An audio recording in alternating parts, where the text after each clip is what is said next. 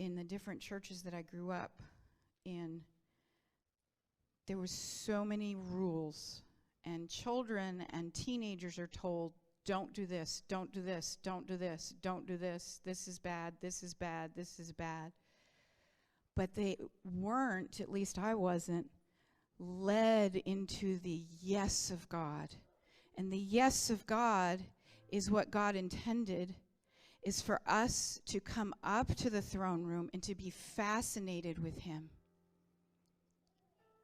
He intended for our children to be taught that way, and the teenagers, so that it wasn't just a living in the strength of your own will and not sinning.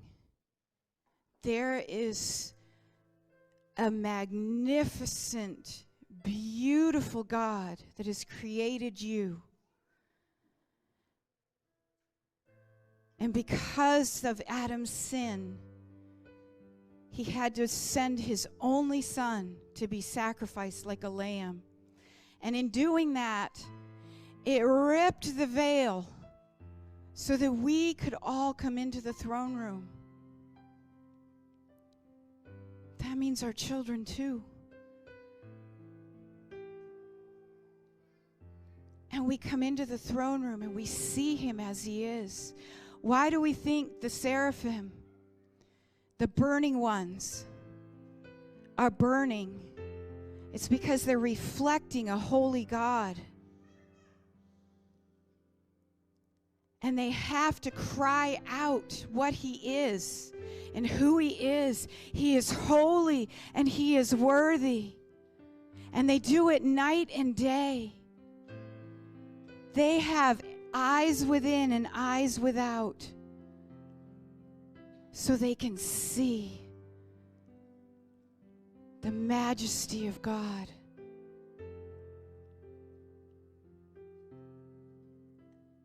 And the Son of Man who sits on the throne. Revelation 4 is all about the majesty of the Father God, and Revelation 5 is where the beauty of Jesus emerges. Revelation, the book of Revelation that God gave John, is all about revealing Jesus. And he starts out giving description of Jesus.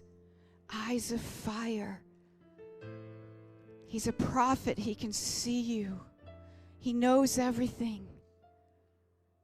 And he doesn't turn you away. He calls you to himself. He's calling you to himself. Don't ever feel like, I can't come because I've sinned or because I'm unworthy. It's Jesus' blood that makes us worthy. When he sees us, he sees Jesus' blood washed all of the sins, all of the shame off of us. And he beckons us to come up higher, to come up closer, not to be afraid.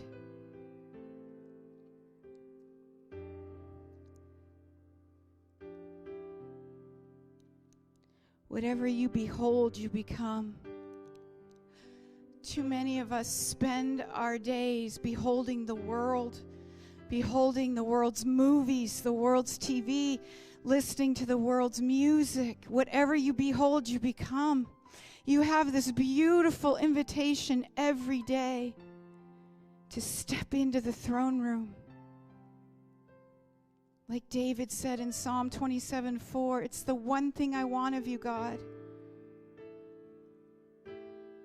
The King of all the world at the time.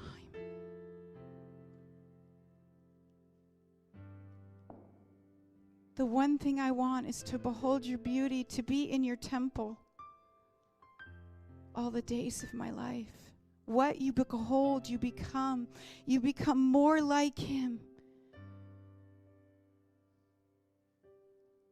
Instead of being unforgiving and bitter and angry and offended at every little thing that happens around you in the world, you become like him.